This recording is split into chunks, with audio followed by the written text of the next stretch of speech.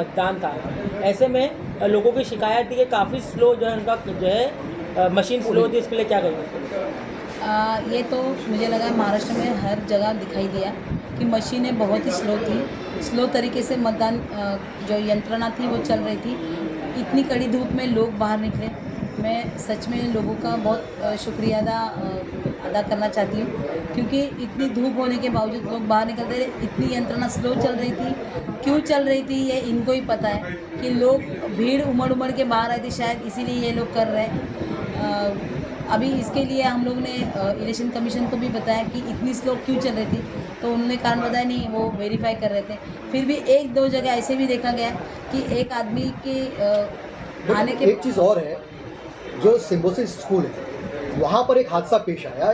एक महिला, गर्भवती महिला जो है वहाँ पर धूप की वजह से और वहाँ पर लाइन में खड़ी थी, उसके चक्कर आने के बाद वो औंधे मुँह गिर गई। वो गर्भवती और बाहर एक एम्बुलेंस का इंतज़ाम नहीं था, प्रशासन ने उसका इंतजाम नहीं किया कि ऐसे लोगों से, तो वहाँ पर एम्बुलेंस होनी चाहिए था, जिसकी कमी की वजह से वो महिला काफ़ी परेशान रही और लोगों ने अपने हाथों में उठाकर उसको बाहर लेके गए और प्राइवेट हॉस्पिटल में उसको एडमिट कराया। इसके बारे में आप वो तो दिखाई दिया। हम लोग वही बोल रहे थे कि इतने धूप है तो पानी का इंतजाम नहीं था पानी कहीं पे। अभी धूप है तो छाँव करनी चाहिए थी, कहीं पे मंडप डालने चाहिए थे, क्योंकि लोग खड़े कहाँ रहेंगे, धूप में जाके खड़े रहेंगे।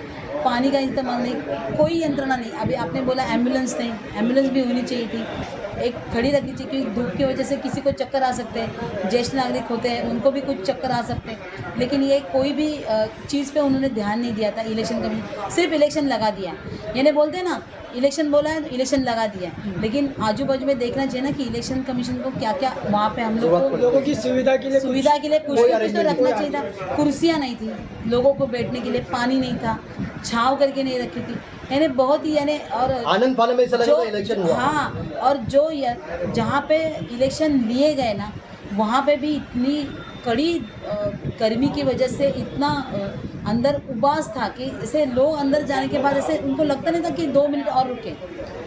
मैंने देखा है कुछ स्कूल ऐसे थे कि ऊपर पतरे थे स्कूल के ऊपर, तो बहुत गर्मी हो रही थी। मैडम, मुमरा जो है पूरा मुसलमानों का गढ़ है। वहाँ पर महिलाएं जो थी, ऐसे कड़ाके की गर्मी में लोग एक कपड़े में लोग पसीने में नहा रहे थे और वहाँ की इतनी चिलचिलाती धूप में वो बुर्का पहनकर हिजाब में वो लोग वहाँ पर उन्होंने वोट्स दिया।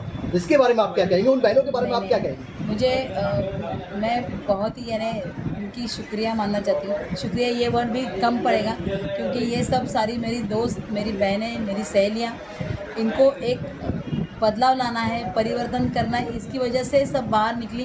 नहीं तो इतनी धूप में कोई बाहर निकलता नहीं। मुझे पता है ये इलेक्शन के टाइम कैसे रहता है, सब बोलते हैं अरे मुझे क्या, मेरी वजह से क्या होने वाला है, लेकिन उनको पता था मेरे हर एक वोट की वजह से चेंज होने वाला है। उसकी वजह से ये सब महिलाएं इतनी कड़ी धूप में भी पूरा बुर्का पहन के, वो सब पहन के, हिजाब पहन के वहाँ पे खड़ी थी और कहीं पे भी हिल नहीं रही थी। मैं खुद गई थी, उस स्कूल में गई थी, मैंने देखा, उनसे मिली भी, लेकिन कोई हिल नहीं रहा था। बोले कि नहीं, हम लोग वोट करके ही जाएंगे। इसी हिजाब को लेकर लोग तनकीद करते हैं कि हिजाब में रहने के बाद मुसलमान औरतों के बारे में बहुत कुछ कहा गया है। तो ये सोचने वाली बात है, उन लोगों के लिए जवाब है कि हिजाब में रहकर, तपती धूप में खड़े रहकर, चिलचिलाती धूप में खड़े रहकर संविधान के लोग बचाने के लिए वो औरतें वो हिजाब में वहाँ पर मौजूद थी। क्या ये पॉजिटिव थिंकिंग नहीं जाएगी इन लोगों में? नहीं, जो लोग इस बारे में बात करते हैं ना कि हिजाब और इसके बारे में बात करते हैं, उनकी तरफ ज़्यादा ध्यान देने की ज़रूरत नहीं, क्योंकि ये लोग सिर्फ मुसलमान औरत की कपड़ों पे ही नहीं बोलते, ये सब औरत के कपड़े पे बोलते हैं। यानी मैंने देखा है,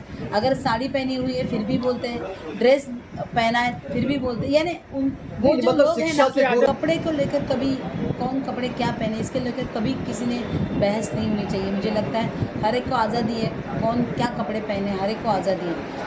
अगर हिजाब में हम लोग वहाँ पे प्रोटोकॉल पूरा यूज़ करके अगर जा रहे हैं तो कोई बात नहीं। यानी बच्चे अगर जा रही है हिजाब में तो यूनिफॉर्म रहेगा, तो यूनिफॉर्म पहन के जा रही है तो कोई बात नहीं है उसमें, वो पहनेगी तो कोई बात नहीं है। ये गलत है। ये जो अभी फ़िलहाल में ये चल रहा है कि हिजाब पहन के क्यों जाते हो, ये पहन के क्यों, ऐसे नहीं रहता है ना। स्कूल है, वहाँ पे पढ़ाई करने जाना है। जैसे जो जाना चाहे, पढ़ना ज़्यादा इम्पोर्टेंट है, बाकी तो इम्पोर्टेंट नहीं। मैम क्या कहेंगे, एक तरफ जो इलेक्शन कमीशन लोगों को जो है बूथ पर आने के लिए एक न्योता देता है और दूसरी तरफ उनका ही नाम जो काट दिया जाता है। काफ़ी ऐसे मुसलमानों को तकलीफ हुई है इसके अंदर, मुसलमान चाहे हो हिंदू भाई बहन सबको तकलीफ हुई है, क्या कहेंगे? नहीं, ये जो बात है ना, मैं इस पर ऐसी टिप्पणी नहीं करूँगी कि हिंदू और मुसलमान, ये सबके नाम, बहुत सारे लोगों के नाम काट दिए गए हैं। इसके बारे में थोड़ा सोचना चाहिए दोनों साइड से, यानी इलेक्शन कमीशन के साइड से भी और लोगों की साइड से भी। यहाँ पे भी बाकी के सारे एरिया में भी बहुत सारे लोगों के नाम काट दिए। यहाँ पर भी बात कुछ चल बात चल रही है कि बहुत सारे लोग वापस गए, जो जिन्होंने बहुत सालों में किया है वोटिंग, उनके ही नाम नहीं थे। यानी 14 में किया, 9 में किया, बहुत साल कर रहे, उनको क्या लगा, मैंने देखा है कि जिनका पुराना आईडी कार्ड था उनके नाम काट दिए गए। हाँ।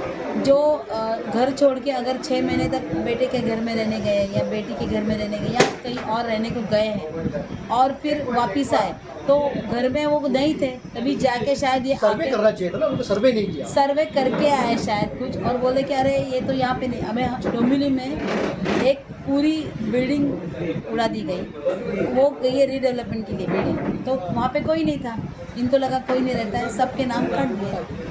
यानी उन्होंने किसी को ऐसे गहराई में तस्कर उन्होंने हाँ, सर्वे नहीं किया। इस मुसलमानों के नाम काटने, हिंदू ऐसे नहीं पकड़ ले, ये नहीं रहता। लापरवाही देखा है। हाँ, लापरवाही, यानी दोनों तरफ से लापरवाही है।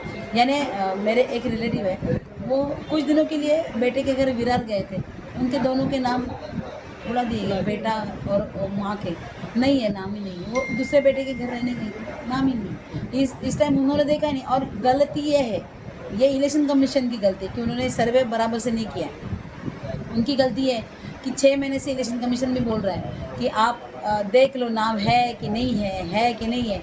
लोग नहीं देखते, कभी जाके बोलते हैं अरे मैंने पहले किया तो मेरा नाम होगा ही होगा।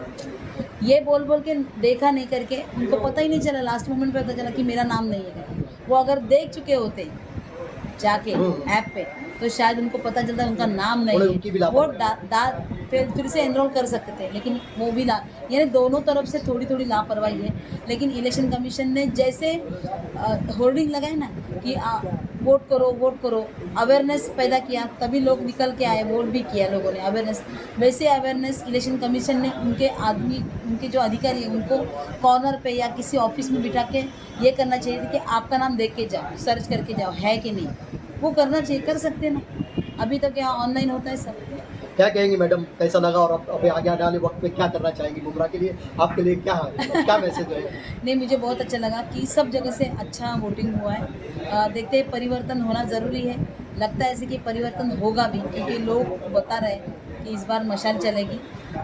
जैसे जैसे मैं मुमरा आ रही हूँ वैसे वैसे मुझे पता चल रहा है, लेकिन जो ज़्यादा इम्पोर्टेंट मुद्दे हैं, प्रायोरिटी वाइज लेना चाहिए, वो मुद्दे मैं ज़रूर लूँगी। उसके पहले यानी जीत के बाद मैं ज़रूर मुमरा आऊँगी और लोगों से बात भी करूँगी, और जो प्रायोरिटी वाइज जो पहले लेना चाहिए, जो होना चाहिए उसका